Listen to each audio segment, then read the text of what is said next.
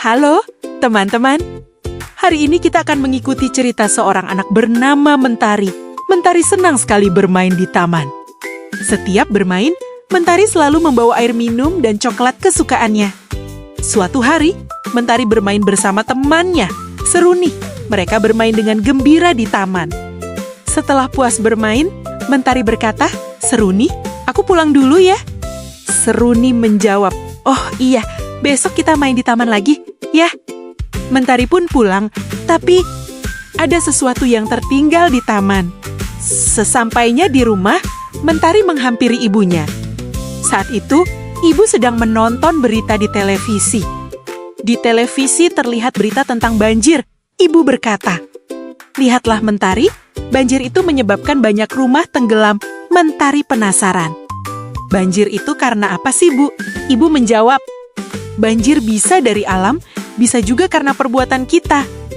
Mentari semakin penasaran. "Perbuatan seperti apa, Bu?" Ibu menjelaskan, misalnya seperti buang sampah sembarangan. Mentari mulai berpikir. Ibu kemudian menjelaskan, saat hujan, sampah-sampah yang dibuang sembarangan bisa terbawa sampai ke sungai. Jika sungainya penuh sampah, airnya bisa meluap. Dan akhirnya menjadi banjir. Mentari terdiam. Ia mulai mengingat sesuatu. Sampah yang tadi dibawanya ke taman. Mentari tiba-tiba terkejut. "Ibu, aku harus segera kembali ke taman. Aku melupakan sesuatu." Tanpa menunggu lama, Mentari segera berlari keluar rumah. Ibu yang penasaran kemudian mengikuti Mentari dari belakang. Sesampainya di taman, ternyata sampah milik Mentari masih tergeletak di sana. Ada sampah yang sebelumnya ia tinggalkan. Mentari segera mengambilnya. Tetapi Mentari tidak berhenti sampai di situ. Ia melihat sampah lain yang berserakan di taman. Ada sampah yang tergeletak di rumput, ada botol, ada sampah lainnya. Mentari pun mengambil sampah tersebut. Kemudian ia membuangnya ke tempat sampah. Setelah itu, Mentari bertemu dengan teman-temannya. Mentari menceritakan berita tentang banjir yang dilihatnya bersama ibu. Mentari juga menceritakan bahwa sampah yang dibuang sembarangan dapat terbawa ke sungai dan menyebabkan masalah ketika sungai penuh sampah. Teman-temannya pun mulai mengerti. Mereka kemudian sepakat untuk melakukan sesuatu. Operasi sampah di taman. Kemudian teman-teman Mentari membantu melakukan operasi sampah di taman.